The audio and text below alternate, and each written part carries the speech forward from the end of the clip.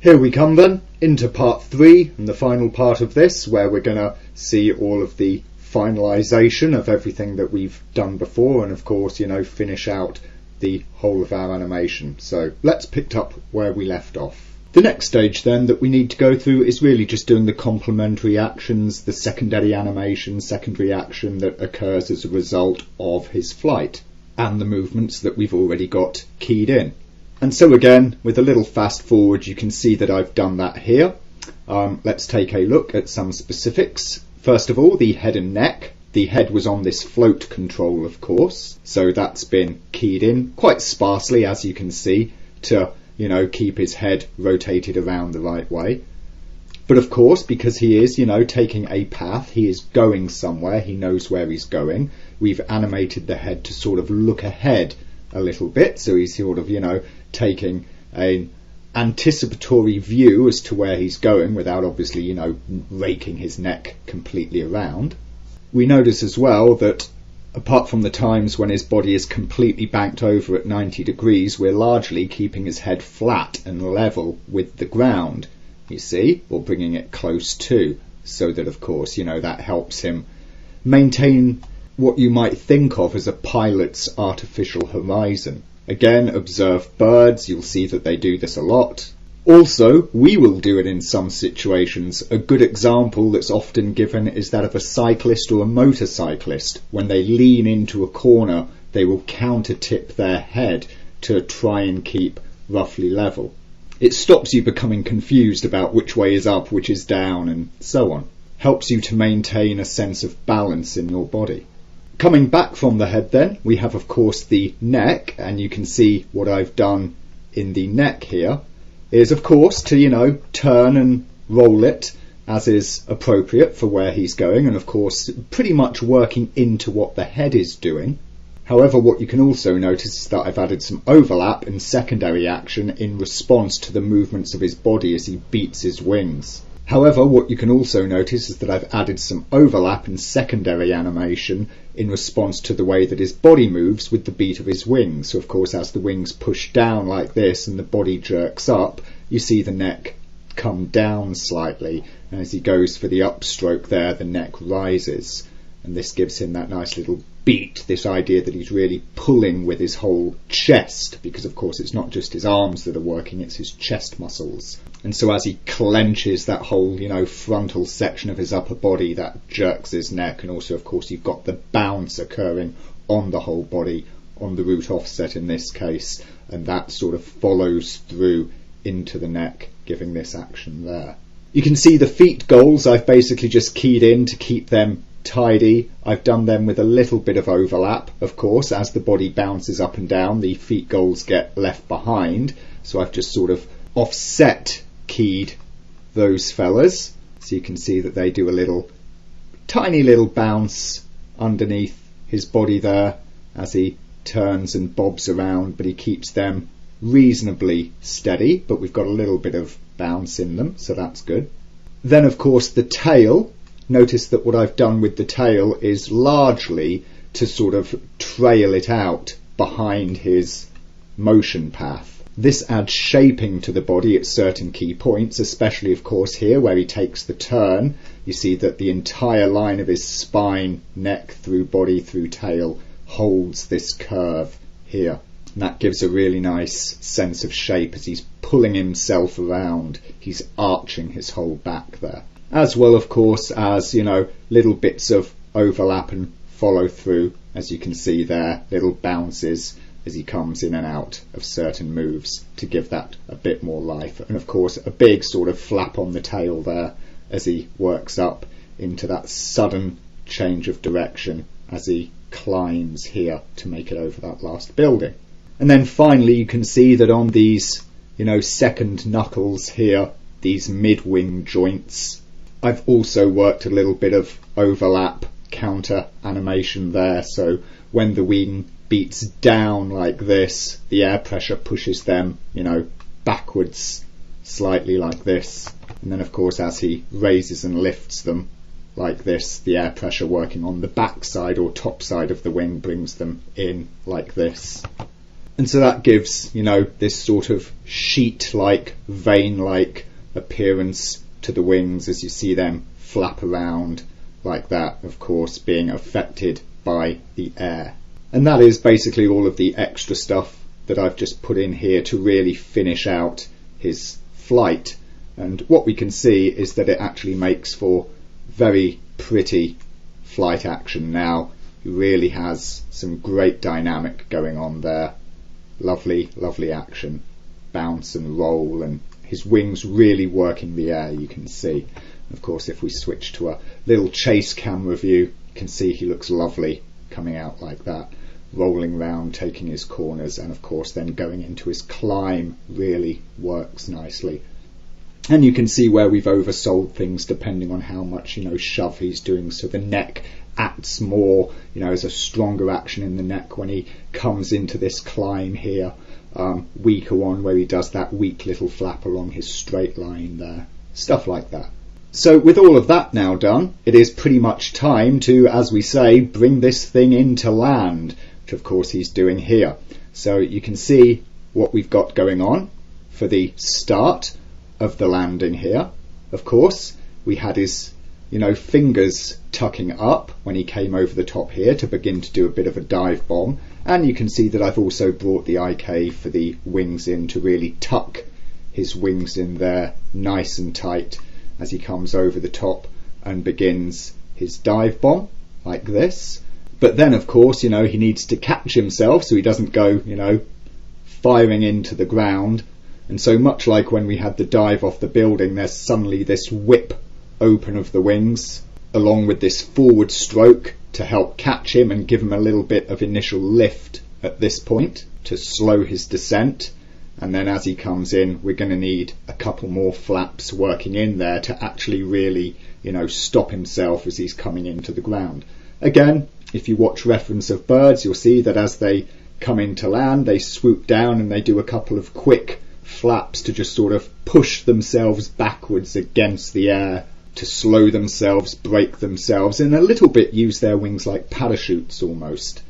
If we look at the side view of him coming into land, then you can see the little small adjustments that I've made to the path of the route. Specifically, note this little bump over that I've put in here, this little up and down again. Very slight, very subtle.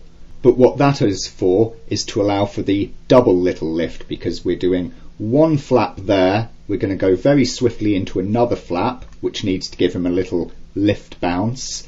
And then, of course, the last flap is going to be him sort of catching himself on that final parachute coming in to settle. You can notice I've also TCB'd this curve just to work out the speed. And we see, of course, that's what's happening there is he's coming in nice and fast, does that flap and immediately starts to slow down. You'll notice, of course, that I haven't done a complete slow into this last frame. He is still, travelling at speed. He does hit the ground with speed. And so we're going to see how we deal with him actually catching that landing once he does hit the ground.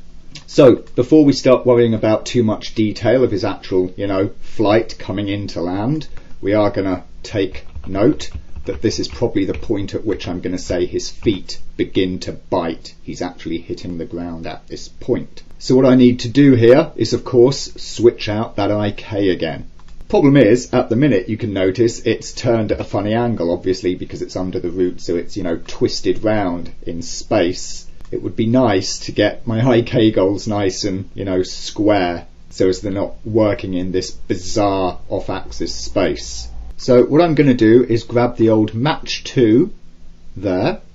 I'm going to key it at this frame and I'm going to come back, let's say 1, 2, 3, 4, 5, 6, 7, 8, 9, 10, 11, 12. I'm going to go a whole second, I think, because that will give me a greater amount of time to blend, so if there are problems I can correct them more easily. So there we are, 24 frames back, that's 1 second I've got. In fact, slightly less than 1 second, because I've got a key here at 504 on the arm IK goals, which really is the key that I want them at. So rather than have a little 2-frame drift, I am instead going to begin this process of correction here from frame 504, just to try and keep my crossover timed in. So we come ahead to frame 526 here, and let's try and get this thing back square. So we're going to begin rotating here our null, looking at it from, orthogonal side view, try and make it nice and square, and same from the other side. Okay, so that gets the IK goals back to a nice flat position, though of course it's pushed them completely the wrong place. Obviously they've orbited that, and so what I need to do at this point is correct the positions of these IK goals. So there's the wings. Let's just pop them somewhere like this for now. Obviously I'm going to work on their exact pose afterwards, because I'm not exactly sure where they'll be right at this point in time, so I'm just going to pop them somewhere half decent like that. The main ones I want to concern myself with though are the feet. I'll make sure that they have a key at 504 as well, and then as we come here to 526 I'm going to roll them back to their flat. So that would be a pitch of 0 essentially, and I'm going to position them up here on the actual ground itself like that. Again, I can work on the exact specifics of these as I need to. This is just to rough it in for the minute so as I can get that blend. So let's see how that whole blend is working, and as we can see, that's not bad. We can see that the feet just taking a straight line there from their previous key position here to come in. The crossover of this blend item is working quite well. So let me make sure that I've got the actual IK goals top item here, which is of course presently constrained. I need to create a keyframe for that here. Sorry, I actually need to create it at 526, don't I? Not 525, silly me. But then what I want to do is take the blend item here at 525, leave that keyed at 100%, and at 526 instantly switch it back to 0. And so now of course my IK goals are completely free, and movements on the route leave them behind. The next stage of this then is reasonably straightforward. We already had certain things keyed in, like of course his body turning as he comes for the landing there. And one of the major things that we clearly need to have working at this point, for him to look like he's working, is of course the wing action that he uses coming in to land, slowing himself and sort of catching himself in the air. And you can see that I've woven some basic keys in there on the arm or wing IK goals like this. And you can see here how we are using the wings as this sort of air brake, slash parachute type assembly to catch him as he comes in for his landing. So as of course he slows right down to not hit the ground at full speed. Very simple little key action. However, there is an important point of note for it. Of course here, during this first, flap there where he turns himself off to get that bit of lift, we've got the normal flapping action. The arms come from behind, going up and over and pushing down in a motion going this way, of course, producing that sort of butterfly swim stroke that gives him, lift and power for flight. However, once we come to this stage and he's catching himself, we actually reverse that stroke. So now the stroke of the wing is working this way. It's pushing down to sort of push the air down beneath him and create this sort of, parachute style catch. So the arm, which previously was going this way for lift and flight, is now going this way instead to create that braking. As such, we see it comes from that forward position there, rolls backwards, and flicks forwards, catching him, and you note how we've timed that in just at the same moment that he begins to slow down and does that little bump in his root motion. Frame that up a little better so that we can see it there. There we are, and you see how just as that waft of the wings comes in, you get that little bit of slowing, and then just a little bit of speed again, or maintenance of speed whilst he's on the backstroke, and then slowing again as we come in for the final catch stroke, which we have of course occurring at this point here. This is very delicate, and if you look at some of these key timings, you'll see that they're just like 1, 2, 3 frames to do this quick push. You've got from the top there 1, 2, 3, 4 down to this mid stroke, and then a very quick 1, 2, 3 whoosh, pushing the wings forward, creating that little bit of lift and catch as we come on there.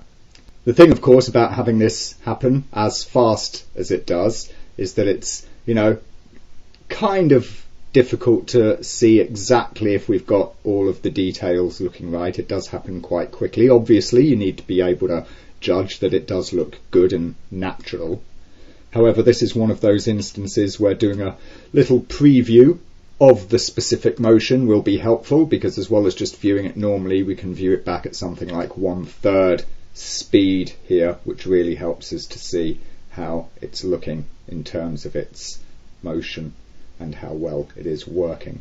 What I think I'm doing at the end here, that last little stroke looks a little weird, but not too bad. Perhaps it's okay. I might want to bring those IK goals down just a little bit, although it might just look weird because of course I've animated that cast forward on the root of him, of course tipping forwards as he impacts. Of course he's carrying his weight, he doesn't stop dead, his wings aren't slowing him down completely, he does still have some forward momentum at the point of touchdown. So that very final position that I currently have keyed for the wings there, I will review once I've animated a bit further. Let's notice as well the touchdown of his feet here. What you can see, this is more easily seen from the perspective view here, is of course initially his feet are still held up and back there, but as he starts to roll his body up, you see how we swing the feet forwards underneath him and he starts to reach them out like this. You get this classic sort of, bird of prey coming in to catch, a mouse or something, or of course a bird coming in for a hard landing to a perch or something of that nature. The legs are kicking out ahead of him, ready to catch him on the ground, and so you can see that we've keyed those leg nulls there to touch down. And notice of course I've got one landing ever so slightly before the other, in fact 1 frame in advance of the other, so the landing comes in very much like that, you see. To animate from this point on, we have to know what kind of mechanics we're going to use for the action of his landing overall, and also, quite shortly, for his terrestrial locomotion. How does he move on the ground? First of all, I'm going to deal with his actual landing, and what I'm going to say is that he's coming in landing too fast to just stop. It's not a case that he's going to come, take a bit of the weight forward and then sort of correct and sort of stand where he is. Again, if you look at reference of birds when they come in to land on the ground, what you'll often see them do is they'll hit with their feet and then they'll do a little jump, they'll do a little hop and land again. You'll even see aircraft doing it sometimes. When they come to touchdown, wheels initially hit the tarmac and they just bounce ever so slightly off again before making their final contact. It's just as those forces of, the downforce, things falling, the suspension in the wheels, or in this case the muscles of the legs sort of fighting back to soften the blow. You get this, little bounce action occurring. Just like dropping anything on the ground, in fact, it sort of bounces a little bit. But because we're travelling forwards as well, we have forward momentum, and so he needs to bounce, take a hop forward. He'll be travelling too fast to actually be walking, and so he'll just sort of pop his feet off the ground and do a little hop. So let's work on that for starters, and what I'm going to actually do is just switch to wireframe only view, simply because the wings are starting to get in the way of my view from the side here. I'm just going to recolor my dragon mesh so as we can see it more easily whilst I am working on him here. So first thing, let's look at this root. As you can see, that was the impact frame which we already had keyed, and then 1, 2, 3, 4, 5, 6 frames later I've got this other key that I've put in, which is his weight coming down, his legs obviously taking the weight, but him continuing to shoot forward and also tip forward there. First of all, I mean, he's travelling mostly straight ahead on X, not completely straight ahead, but just about. He's a tiny bit cross axis, but that's okay, because what I'm going to do is I'm going to take a look at his X position in graph, just so as I can double check for myself that yeah, he is indeed just slowing down ever so slightly across that little point in time. He is beginning to decelerate just a little, so that's fine. I think the distance that I've got him moving forwards there is good. I also think the distance down is good. I think he's dropping enough there, because of course at this last point he's, even though we haven't animated the wings, we'll start to sort of fold them away, I think, at this point, and so he's really losing any kind of lift that he did have. He's really just sort of landing as if he jumped at this point. I do, however, think that I've rolled him forwards far too much, so I'm going to have him up still a little by this point, not as much as he was. He has, of course, tipped forwards some, and then we're going to work in his hop. So I'm going to go forwards, I think I'm going to say 12 frames, so that'll be 44, and what I'm simply going to do is just move him forwards. Notice the path here, it's coming in nice and straight, but then it veers off to his left slightly here. That's because his left leg is contacting first, so already I've started to work in the hips pushing from side to side, so when this goes forward I'll bring him back towards his right slightly again here. Let's see, let's take him out that far, shall we?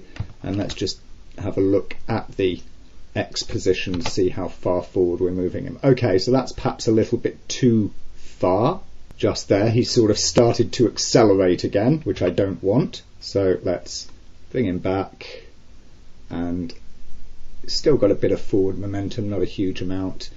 Something like that I think is probably appropriate. Actually, perhaps a little bit farther. Maybe he does keep more of that forward momentum just for the time being as he's coming in. Of course, if I slow out on this position a little bit, that will also slow him down as he's moving. We also need to put the hop in. So at the halfway mark, which here will be 6 frames, I'm actually going to pop him up like this, so he lands and does a little hop. Okay, now definitely we've seen characters running and jumping before, and they do clear a bit of distance, so this whole thing is definitely too short. So let's just get rid of that mid-frame. Let's take this, let's move it out a considerable bit more distance like this, and then of course also it's going to be far too fast because now he's accelerating too much. So let's take this and shove it out in time by a few frames. No, a few more. Let's just have a look at how that plays there. Okay, that might be acceptable. So let's work in the hop. I'm going to say at this point I'm going to come in 3 frames, and I'm actually going to keep him just down and back a little bit as he's sort of taking that strain there. Bring him back more into line at that later frame there. And then 1, 2, 3, 4, 5, 6, 7, which is just about halfway. I'm going to pop him up like this, right off the ground, so a good deal off the ground, so of course he does need to lift his legs to make that sort of clearance. Let's just have a look at how that looks. Okay, a little bit slow, maybe needs to do that a little bit faster, so that's okay. So what I think I'll do is just reduce these time-wise. Let's bring that down to 2, let's bring that down by 2 frames, the next one also by 2 frames. A little better.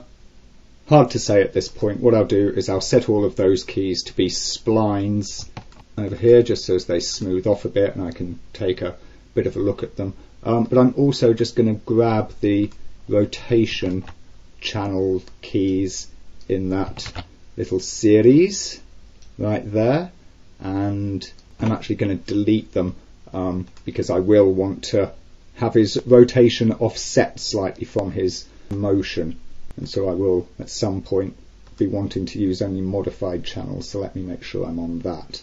Right, let's see now how we're looking time wise. Pop. Okay, now he might be taking a little bit long on the ground there. What I'm actually going to do, because I do think he might be just on the ground a little bit long there to be really doing that hop, I think I need it to be more sudden. So what I'm going to do as a matter of experiment is to get rid of this frame here, and I'll just move those two down by 2 to compensate for that. Let's just see if that works a little better. I actually think it does. Down, pop, down and pop. But now I definitely think they need to be a little slower. So 1, let's try 2, shall we? I'm coming back out to the spacing I had before, or rather the timing I had before. Okay, that's looking like it could be quite good. Now it's looking a little bit slow, so both down by 1 and this other one down by 1. Such tight little timing that we've got going on there. Okay, so there we go, it comes down, goes to spring. We'll take that foot, which is the one that's currently starting to lift, we'll key it as its last position there, take the other one, key it as its last position there, and then at some point around here these guys will have come forwards again. Of course, what this reveals to me is now that he's down too low by this point, so obviously that frame needs to be higher like this so his hop doesn't sink him as low on the second impact. And he definitely does need to be slowing down, I can tell already. Looks like I'm going to be playing with this timing an awful lot. This is something that is not uncommon when doing these fun little moves. Okay, obviously the feet are arriving too late, so let's make sure that they sort of cut out in front of him. Let's pop them there. Yeah, that's not bad, I would say. Again, you notice I could have had one arriving a frame later, but you know, because the IK stretches like this, we see that he is coming in to land slightly later. The leg is still that little bit delayed, so that's fine. And all I'll do is, let me just check there, yep, front side position. They want to be more over here, which is fine. And then let's say 1, 2, 3 frames after that. Well, these are slightly offset in time, aren't they? Now they can be along with each other at that point. Let's lift them up so they've hopped over. So 3 up, 4 down, just like the good old walk cycle, fast up, slow in, like that. Let's just see how that is starting now to look. Aha! Okay, that's a bit better.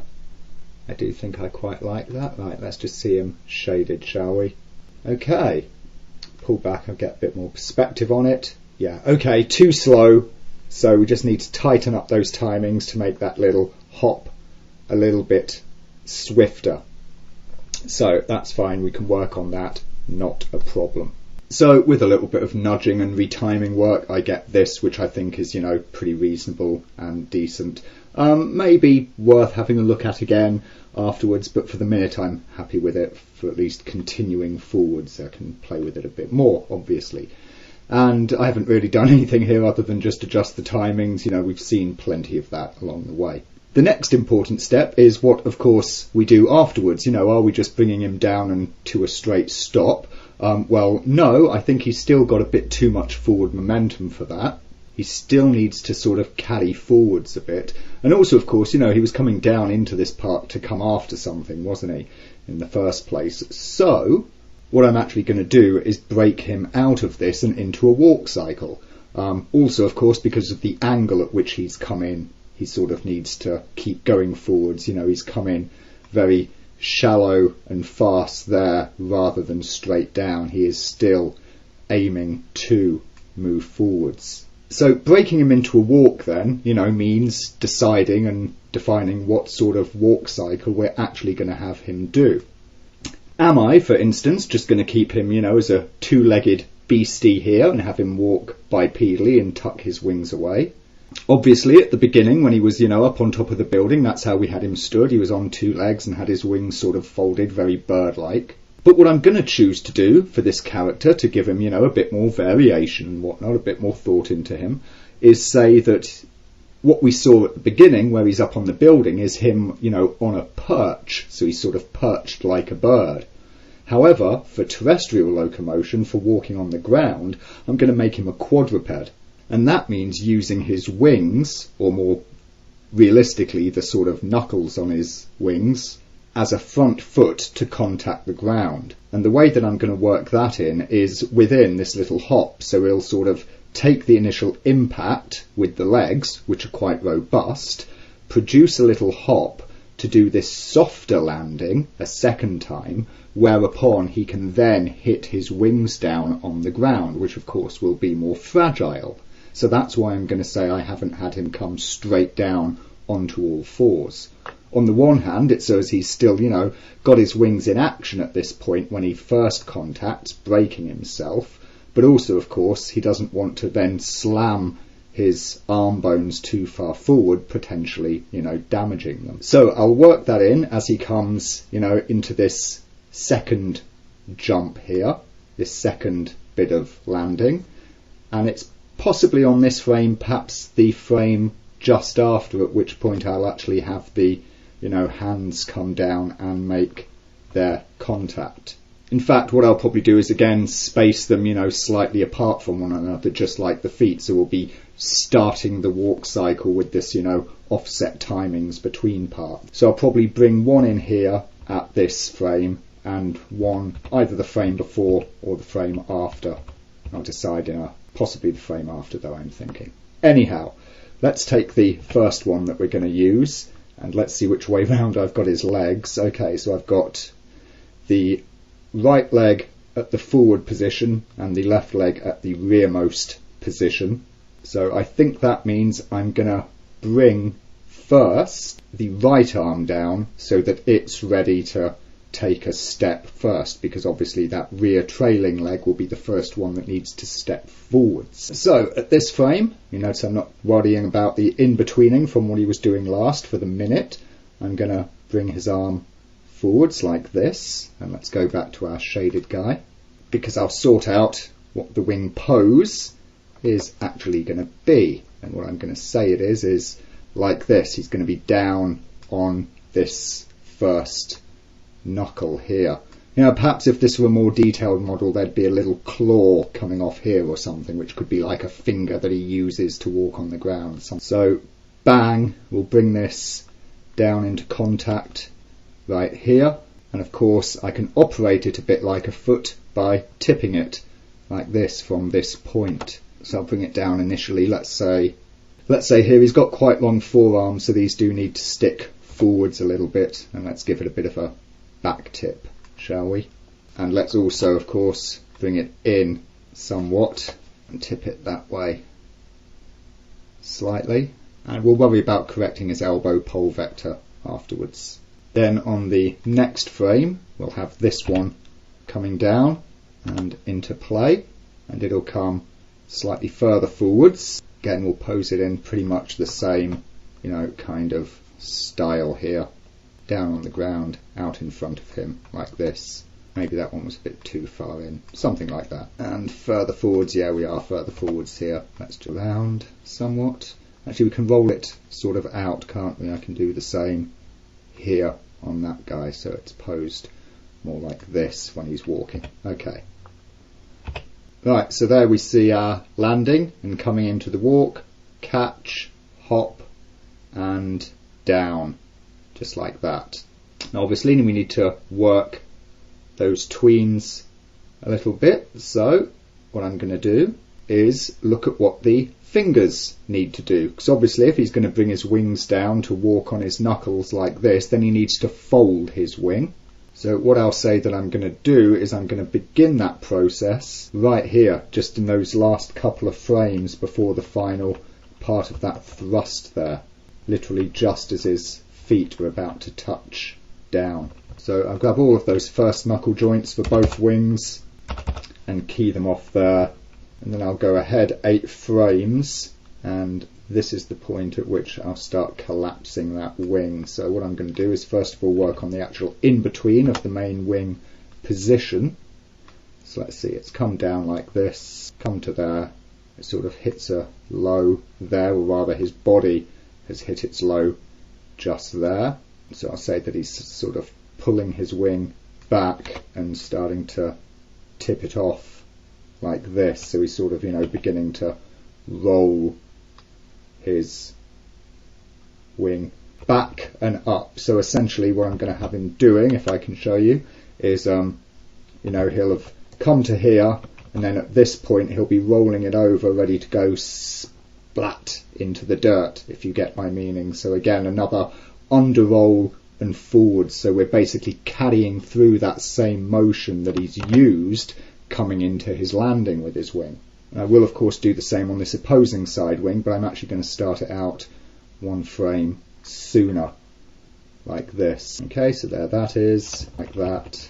Then at this point the wing will be up. Of course he's rolling it back and over to bring it down and into position like that. So now that we can see what we're doing with the wing, we can begin folding these actual finger joints. So what were we, 8 frames here? 8 frames. So actually I'm going to come all the way out to the point where he pops this down, and this is where I'm going to actually work in the folded pose, just for the simple reason that I can see how much I need the wing folded by at this point, and then if I want that to occur slightly earlier, then I can just move that key to a slightly earlier position in the time. That there, pull these up here, you can see what I'm doing, just folding them up together and also pushing back their pitch like this to really tuck the wing up and away. There we go, and so he's now walking upon that knuckle, very much so. I can just twist that as well. Excellent. I think that actually such a fold is quite good. It doesn't need to take quite this long to come in, but of course you can see it starting to happen quite gradually, and I think actually I will want it to have fully folded by this point here. So there we go. I can grab all 3 of those knuckles and just bring that frame in to there. Let's see how that plays back there. There we go.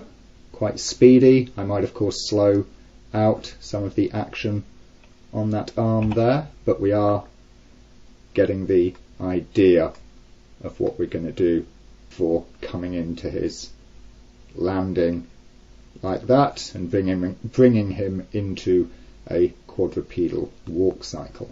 And so there we go, same done on the other wing, and we're into that full hop and land and getting ready to go into our walk. See, as I say, that's just a little fast at the moment, but let's just see how it all plays as we get an idea of his landing here, because it should be pretty good. Yep, very nice.